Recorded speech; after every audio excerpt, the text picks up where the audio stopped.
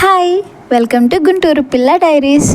ఈరోజు మనం ఎంతో సింపుల్గా చేసేసుకొని ములక్కాయ కర్రీ రెసిపీ చేసేద్దామా. అండ్ సింపుల్గా కదా అని చెప్పి తీసి పడేయకండి, టేస్ట్లో మాత్రం సూపర్ ఉంటుంది.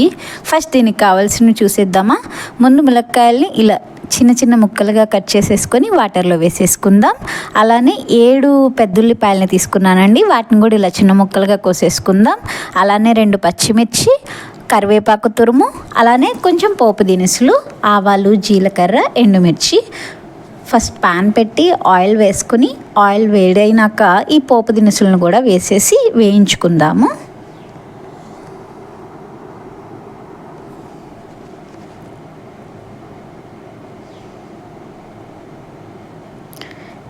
ఇవి వేడైనాక మనం కట్ చేసి పక్కన పెట్టుకున్న పచ్చిమిర్చిని కూడా యాడ్ చేద్దాము. ఇవి కొంచెం ఇలా ఆయిల్లో ఫ్రై అయితే పచ్చిమిర్చి తినేటప్పుడు అంత మంట అనిపించదు అండ్ బాగుంటుంది. తర్వాత మనం కట్ చేసుకున్న ఆనియన్స్ని కూడా వేసేసుకుందాం. ప్రతి ఆనియన్ ముక్కకి ఆయిల్ అయ్యేలా బాగా కలుపుకోవాలి.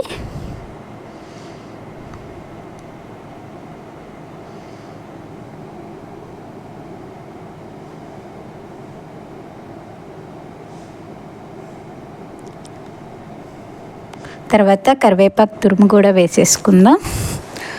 దీన్ని కూడా వేపుకుందాం.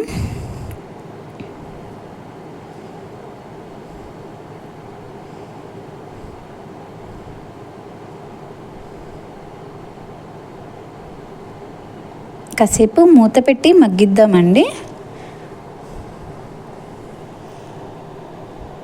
ఇలా మూత పెట్టినప్పుడు కొంచెం వాటర్ వస్తాయి కదా, ఆ టైంలో ఇలా పింకిష్ అయినప్పుడు మనం సాల్ట్ యాడ్ చేసుకుందాము. అప్పుడు కొంచెం ఆనియన్స్ త్వరగా ఫ్రై అవుతాయి. ఈ మోతాదుకైతే స్పూనున్నర ఉప్పు పట్టిద్దండి.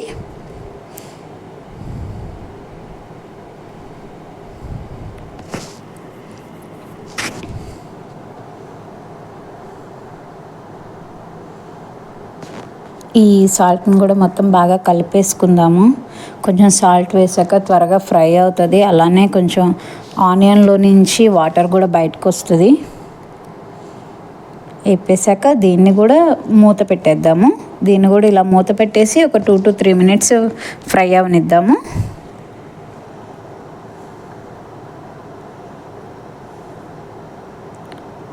త్రీ మినిట్స్ అయిందండి. ఇప్పుడు తీసేసి అదిగోండి వాటర్ వచ్చింది చూసారా. ఇప్పుడు దీన్ని ఫ్రై చేసి ఒకసారి కలుపుకొని ఇందులో మళ్ళీ కారం వేద్దాము. నేనైతే సాంబార్ కారమే వేస్తున్నానండి, కూరల్లోకి వేసేది. కలర్ కావాలి అంటే పచ్చికారం వేసుకోవచ్చు. నేనైతే సాంబార్ కారం వేస్తున్నాను. నిండుగా 2.5 స్పూన్లు వేసానండి కారము. ఈ కారాన్ని కూడా కలిపేసుకొని ఒకసారి బాగా మూత పెట్టేద్దాము. బాగా కలుపుకోవాలి. ఈ కూర చాలా సింపుల్గా అయిపోయిద్దండి. అండ్ మా ఇంట్లో అందరికీ, నాకు, మా అమ్మకి అసలు సూపర్ ఫేవరెట్. అసలు ఏ రోజైనా సరే ములక్కాయలు అలా చెట్టుకు కనపడినాయా కోసేసుకొని అప్పటికప్పుడు వండేస్తామన్నమాట. చాలా సింపుల్గా అయిపోతుంది. ఇలా ఫ్రై అయినాక ఇదిగోండి ఇప్పుడు కట్ చేసి పక్కన పెట్టుకున్న ములక్కాయలను కూడా వేసేసుకుందాము.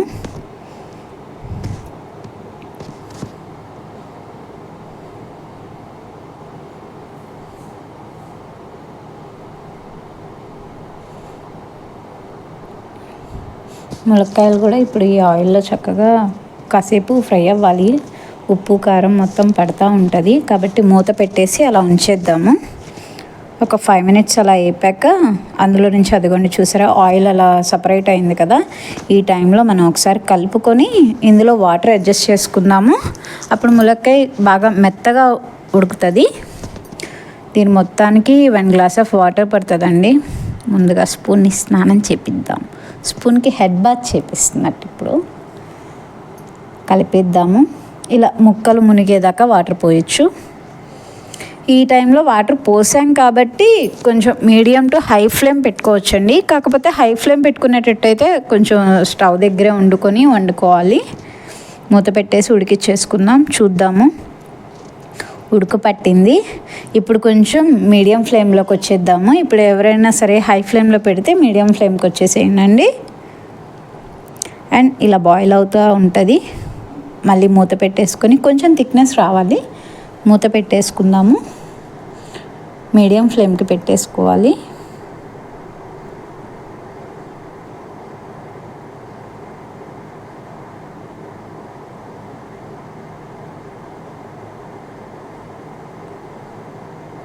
ఒక 5 minutes ఉంచానండి. అలా తీసి చూసాను, ఇదిగోండి దగ్గర పడింది, ఇంకా కొంచెం దగ్గర పడవచ్చు. మొత్తం తిప్పుకొని ఎక్కడ అడుగంటకుండా మొత్తం చక్కగా గరిటెతో సర్దుకొని పాన్లోది మళ్ళీ మూత పెట్టేసి ఉడికించుకుందాము.